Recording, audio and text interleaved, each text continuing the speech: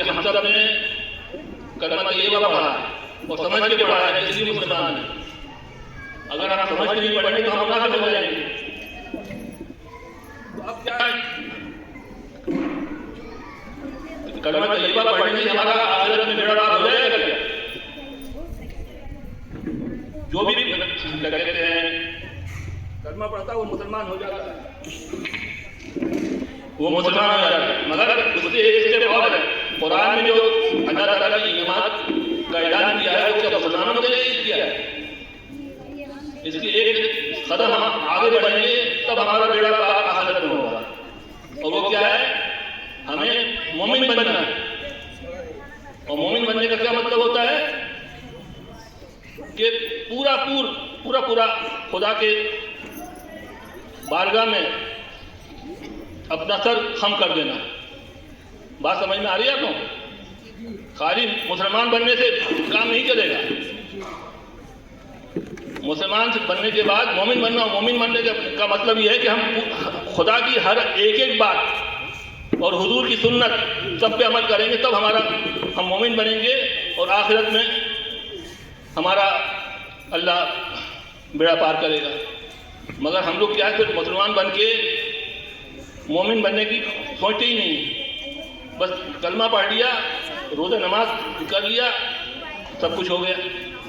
جب تک مومن نہیں بنیں گے، یعنی پورا خدا کے سامنے سرنگو نہیں ہوں گے، نہیں ہم بیڑا پار ہو سکتا ہمارا آخرت میں۔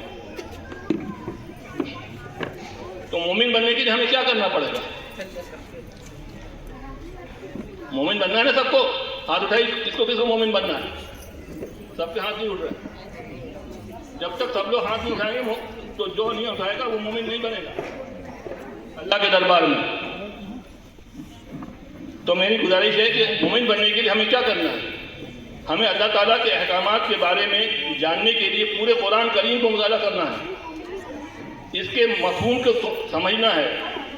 سمجھنا ہوگا تاکہ ان کے احکامات کو اپنی روزمرہ زندگی میں شامل کر سکیں۔ جب ہمیں احکامات ہی نہیں معلوم ہیں تو ہم عمل کیسے کریں گے؟ اور ہمیں احکامات کیوں نہیں معلوم ہے کہ ہم قرآن سمجھتے ہی نہیں۔ قرآن بچپن میں ہمیں قرآن والدین نے نازلہ سکھا دیا، وہی آخری سانس تک چلتا ہے۔ یہ فیکٹ مطلب حقیقت ہے، علمیہ ہے مگر حقیقت ہے، اور کوئی اس کی طرف سوچتا بھی نہیں کہ بھائی قرآن سمجھ کے پڑھنے کی چیز ہے۔ جب ہمیں احکامات معلوم ہو گیا تو اس کے بعد اپنی روزمرہ کی زندگی میں حضور صلی اللہ علیہ وسلم کے سنت پر عمل کرنا پڑے گا۔ حضور کی سیرت ہے نا، اس پہ جب عمل کریں گے تو مومن بنیں گے۔ خدا کے احکام اور حضور کی سنت۔ حضور نے آخری خطبے میں حجۃ الوداع میں کیا فرمایا تھا کہ اگر تم اللہ کی کتاب یعنی قرآن کریم اور میری سنت کو مضبوطی سے تھامے رہو گے تو تم کبھی گمراہ نہیں ہوگے اور نہ کوئی تمہیں مغلوب کر سکے گا اور نہ ہی شکست دے گا۔ یہ حضور نے 14 سال پہلے یہ فرما دیا تھا، مگر آج ہم حضور کی سنت پہ کتنا عمل کر رہے ہیں، قرآن کو کتنا پڑھ رہے ہیں، یہ ہم کسی کو بتانے کی نہیں، ہر انسان اپنے دلواں جھانکی دے گے تو اس کو معلوم ہوگا۔ بس یہ بات بالکل واضح ہے کہ جب تک ہم محمد صلی اللہ علیہ وسلم کی ہدایات پر عمل نہیں کریں گے ہم اللہ تعالیٰ سے ہدایت حاصل نہیں کر سکتے ہیں اور آخرت کے دن فتح یاب نہیں ہو سکتے۔ اب یہ بتائیے کہ قرآن پاک کاہی کی کتاب ہے، ثواب کی کتاب ہے کہ ہدایت کی کتاب ہے؟ بتائیے، کوئی بیچ میں سے اٹھ کے کھڑے ہو کے بتائے کہ قرآن پاک کاہی کی کتاب ہے؟ اللہ کی جو کتاب ہے ہی ہے، ہدایت کی کتاب ہے، ہدایت بالکل صحیح فرمایا۔ مگر ہم لوگ کیا کرتے ہیں؟ 99% ثواب کی نیت سے پڑھتے ہیں، غلط ہی صحیح ہے۔ سب میں نے اتنے پارے ختم ہو گئے، اتنے پارے ختم ہو گئے، اب رمضان آ رہے ہیں، دیکھیے کمپٹیشن آپس میں لوگوں کا ہوگا، تو پارے ختم کرنے سے کبھی نہیں ہوگا۔ چاہے آپ ایک آیت سیکھیے، سمجھ کے سیکھیے، سارا دار و مدار سیکھنے پہ، مگر ہماری پوری قوم کون سی کیا میں اپنے آپ کو بھی اس میں جوڑتا ہوں کہ ہم لوگ بے خبر ہے کہ اللہ تعالیٰ ہم سے کیا کہہ رہا ہے. اسلام میں دین کی بنیادی مقصد قرآن اور حدیث ہے. قرآن، سنت اور اس کے بعد تیسری چیز ہے حدیث. حدیث کے بعد ہم لوگوں کو کتنا علم ہے بتائیے آپ؟ تو حدیث بھی پڑھنے کی کوشش کرنی چاہیے. سب سے پہلے قرآن سمجھ کر، اس کے بعد کیا کہتے ہیں حضور کی سنت پہ عمل کرنا، اور تیسری بات حدیث کا مطالعہ کرنا.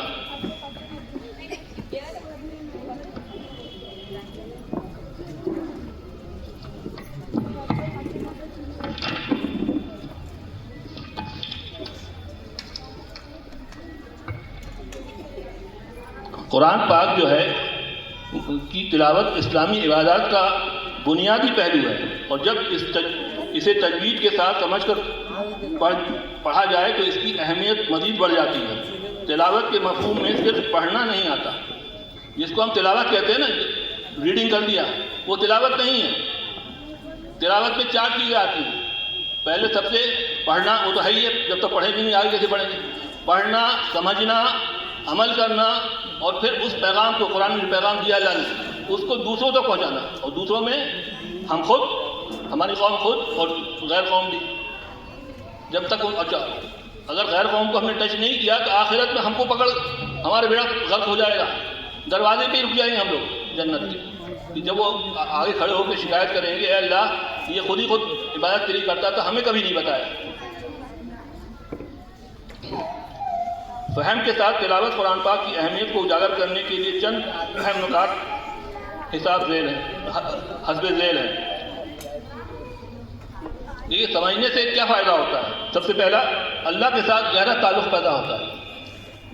آیات کے معنی کو سمجھنا اللہ کے ساتھ گہرا تعلق پیدا کرتا ہے. لوگوں کو الفاظ کے پیچھے پیغام اور حکمت کو سوچنے کی اجازت دیتا ہے.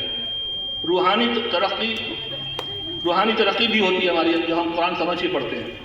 فہم کے ساتھ تلاوت روحانی ترقی کی طرف لے جاتی ہے، کیونکہ یہ انسان کو تعلیمات پر غور کرنے اور انہیں اپنی زندگیوں میں لاگو کرنے کے قابل بناتا ہے. تیسرا، ہدایت اور حکمت. قرآن پاک ہدایت اور حکمت کا ذریعہ ہے. اس کے معنی کو سمجھنا زندگی کے چیلنجوں کے بارے میں قیمتی بصیرت فراہم کرتا ہے اور پیچیدگیوں کو نیویگیٹ کرنے میں مدد دیتا ہے.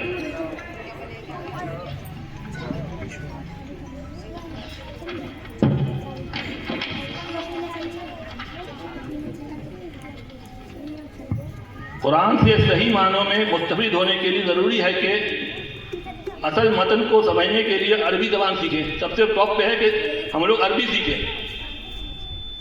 جو ینگ لوگ ہیں، بچے جو پڑھ رہے ہیں اسکول کالج میں، وہ تو اپنے ایج کے حساب سے پوری عربی پڑھ سکتے ہیں، ابھی وقت ہے ان کے پاس. مگر ہم جیسے لوگ جو وقت پہ صحیح نہیں عربی پڑھ سکے، تو اب شارٹ کٹس بھی نکل آئے ہیں آج کل کہ بغیر عربی سیکھے ہوئے قرآن کی زبان سیکھ جاتے ہیں. بغیر عربی سیکھے قرآن کو کیسے سمجھ کے پڑھیں، وہ اس کے فارمولے آ گئے ہیں، اور استاد پڑھا رہے ہیں آن لائن اور ویسے بھی پڑھاتے ہیں. اصل متن کو معنی کو سمجھنے کے لیے ترجمہ اور تفسیر کا استعمال کرنا چاہیے. آیات پر غور کریں اور ان کی اہمیت پر غور کریں. تفہیم کے ساتھ قرآن کی تلاوت کرنے سے افراد مقدس متن کے ساتھ اپنے تعلق کو بدل سکتے ہیں اور اس کی تبدیلی کی طاقت کو تجربہ کر سکتے ہیں. قرآن کو سمجھ کر پڑھنے کی بہت زیادہ ترغیب دی جاتی ہے. قرآن خود اپنی آیات پہ غور و فکر کرتا ہے. قرآن میں خود آیا ہے کہ قرآن کو پڑھو اس کے حق کے ساتھ، یعنی قرآن کو سمجھ کے پڑھو، تجوید کے ساتھ پڑھو، تب اس کا حق ادا ہوگا. دوسرا، آپ سب کو، ہم لوگوں کو معلوم ہے کہ حضور صلی اللہ علیہ وسلم قیامت کے روز ہم سب لوگوں کی سفارش کریں گے. ہم سب لوگوں کی سفارش کریں گے، معلوم ہے آپ لوگوں کو. مگر اس کے علاوہ ایک چیز اور بھی ہے، وہ یہ بات جو میں نے بتا رہا ہوں کہ حضور نے فرمایا، حدیث میں ہے کہ سفارش کریں گے. مگر اس سے ایک بڑی چیز ہے کہ قرآن پاک میں موجود ہے. الفلاح غالباً، آیت نمبر 30 جس میں حضور صلی اللہ علیہ وسلم اللہ سے شکایت کریں گے ہم سب لوگوں کی کہ اے پروردگار میری قوم نے قرآن چھوڑ رکھا تھا، تب بتائیے ہم لوگ کیا جواب دیں گے خدا کے حضور میں؟ تو اس کی ہمیں تیاری کرنی چاہیے نہیں کرنی چاہیے؟ قرآن سے دل لگانا چاہیے۔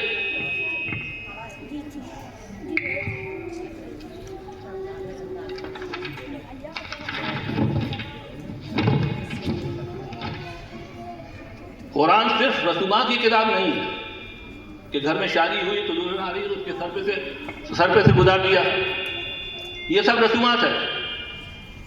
رسومات یا قواعد کی کتاب نہیں ہے، یہ زندگی کے لیے ایک رہنما، اس کے معنی کو سمجھنے سے آپ کو اس کی تعلیمات کو لاگو کرنے میں مدد ملتی ہے، جو ذاتی ترقی اور اللہ کے ساتھ مضبوط تعلق کا باعث بنتی ہے۔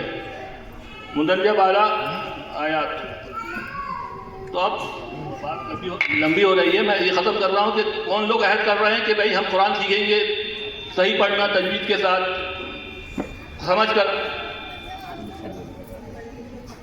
دیکھ لیجیے اب ان کا انتظام آپ کو کرنا ہے، سب قرآن سیکھیں گے انشاءاللہ۔